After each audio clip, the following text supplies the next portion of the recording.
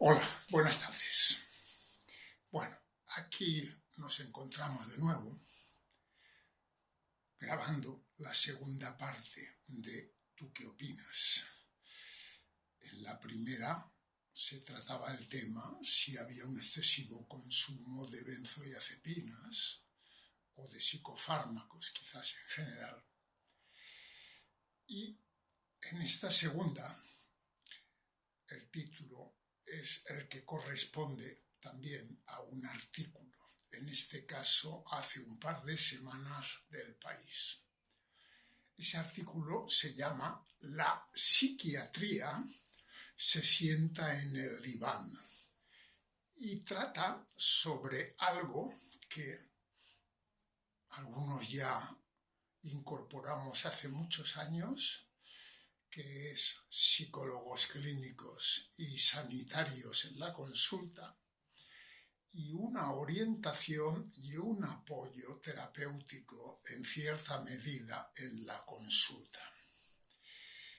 Con frecuencia, un cuadro depresivo o ansioso puede ser secundario a problemática o incluso puede ser, entre comillas, más endógeno. Pero en ambas circunstancias creo que la orientación siempre debe de tener en cuenta la parte más humana del ser, del hombre. El hombre es un ser pensante, es un ser sintiente. Y el sentimiento y el pensamiento en el hombre están muy estrechamente unidos. Por lo tanto, incluso en los componentes más endógenos, hay que hacerle entender al paciente que lo que hay que enfocar primero es compensar ese déficit, sea serotoninérgico o sea de la entidad que sea, porque según avanza la ciencia, pues abre más dudas, más que solucionar cosas, abre más dudas. Entonces, cerrarse simplemente a una buena dispensación de tratamiento, sobre todo al principio, es en cierta forma frustrar al paciente. Con frecuencia, el paciente necesita algún tipo de explicación o comprensión cómo ha podido acabar así. Tener en cuenta que un cuadro de depresión mayor o unas crisis de pánico o una ansiedad generalizada son síntomas fuertes. Muchísima gente, cuando va mejorando, te dice: no puedo entender cómo me pudo pasar esto a mí. Y es que todos estamos en posibilidad de caer en ello. Ya si el tema tiene más componentes psicológicos o secundarios a conflictiva, hay que profundizar en esa orientación sin, en mi opinión, descartar la toma de medicación, que siempre aliviará y acortará el padecimiento. Pero habrá que enfocar el tema ya desde una perspectiva muy psicoterapéutica y ya de manos de los psicólogos que tenemos en la clínica. En este artículo, lo primero que se habla es que de la enfermedad mental ya se habló en escrito y se escribió en el Código de Hammurabi, de lo cual hace 3700 años. Vale. Por supuesto, en aquella época esto se achacaba al abandono que habían sufrido por parte de los dioses algunas personas y las clasificaba en manía, melancolía y demencia. Entonces, muchas veces la gente piensa que el tema de la psicopatología y tal es del siglo XX o del XIX y no es así. Se ha publicado recientemente un libro cuyo título es Psiquiatría y los misterios de la enfermedad mental, es del año 2022, o sea, del año actual. Y en él se habla de cuál es el futuro de esta especialidad. Está escrito por un catedrático de Sociología de la Universidad de San Diego, bonita ciudad que tengo el placer de conocer en la costa oeste de los Estados Unidos. Este hombre se llama Andrew Scull y habla desde fuera de la profesión médica sobre una serie de temas que, en mi opinión, son difíciles de analizar desde fuera de la perspectiva profesional. Ante este artículo, la autora Lola Galán entrevista a unas personas.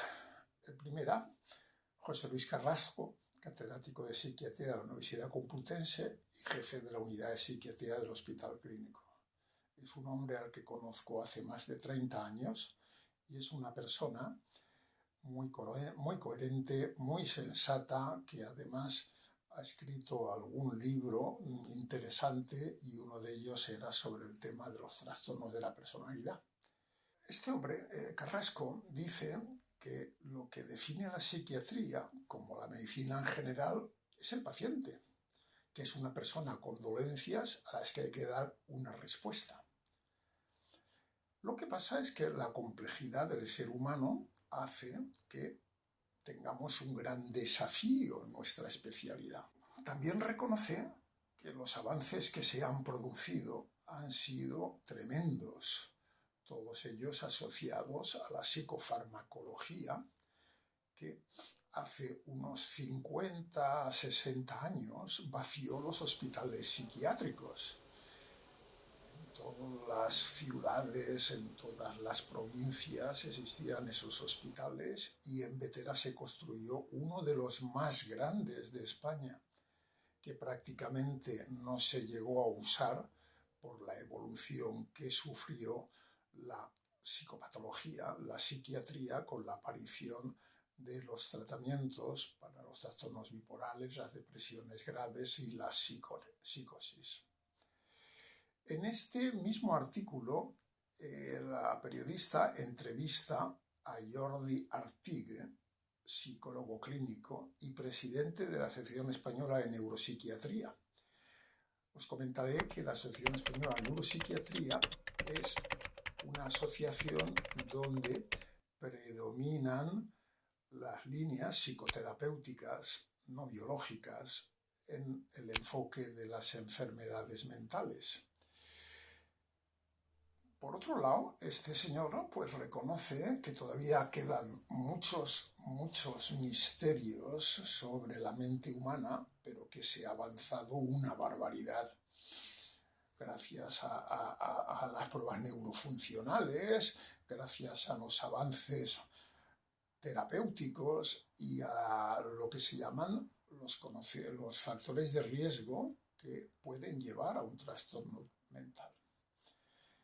Este autor tampoco cree que la psiquiatría está en crisis, como quiere hacer ver el autor de este que os he comentado, de San Diego, y piensa que no está en crisis, aunque sí que él cree que puede estar en crisis el papel de ciertas formas de psiquiatría y sobre todo del psiquiatra aislado que se lo guisa y se lo come, pero en ningún momento de el que trabaja en equipo, como es el caso de nuestra clínica desde hace 30 y tantos años que se incorporaron las figuras de los psicólogos.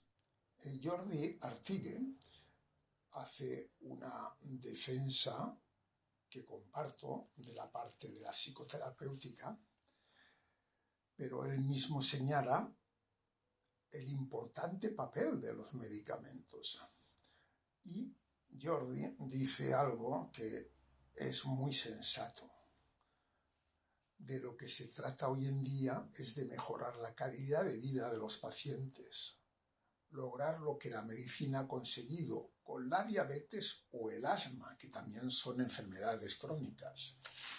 Gracias a esos hallazgos, la gente puede vivir con una calidad de vida por la medicación, y esto es perfectamente transferible a una serie de enfermedades mentales, sobre todo cuando esos síntomas tienen una cierta potencia. Ambos autores coinciden en que hace tiempo que nadie apunta a un único origen de los trastornos mentales, sino a un entramado complejo de factores. De hecho, ya hoy en día nadie, menos algunos integristas de escuelas, nadie ha llegado a explicar o a atacar la explicación multicausal que engloba todo lo que constituye la biografía íntima y social del ser humano. A esto hay que añadir que se consideran esenciales los hallazgos de la epigenética psiquiátrica, que estudia el impacto de la alimentación, el calor emocional recibido en la infancia, o el odio o los malos tratos que se pueden haber padecido. Y todo esto, a través de la epigenética, se va expresando en los genes y va teniendo importancia en la formación del cerebro. Por otro lado, el libro de School también da una de cal y una de arena, y él establece que tiene un convencimiento adecuado de la explicación final de que estos trastornos tienen que ser biológica y biográficamente explicables, aunque al fin y al cabo la disyuntiva puede ser falsa, porque lo innato y lo adquirido se confirma en un órgano tan enormemente plástico como el cerebro humano. Para terminar, tanto Carrasco como Artigue se quejan, al igual que muchos de sus colegas europeos, el problema está mejor enfocado. En España, con frecuencia, los psiquiatras en los sistemas públicos pueden llegar a ser meros prescriptores de psicofármacos. Como dice José Luis Carrasco, tú pones una medicación para mejorar un poquito los síntomas del paciente, le mandas al psicólogo, el psicólogo le va a ver dentro de unos meses y posteriormente una vez al mes. Por lo tanto, en las actuales circunstancias, en la mayor parte de la asistencia del sistema público, no hay ni un buen control farmacológico ni un buen control psicoterapéutico. Por lo tanto, lo de la psiquiatría se sienta en el diván es una utopía.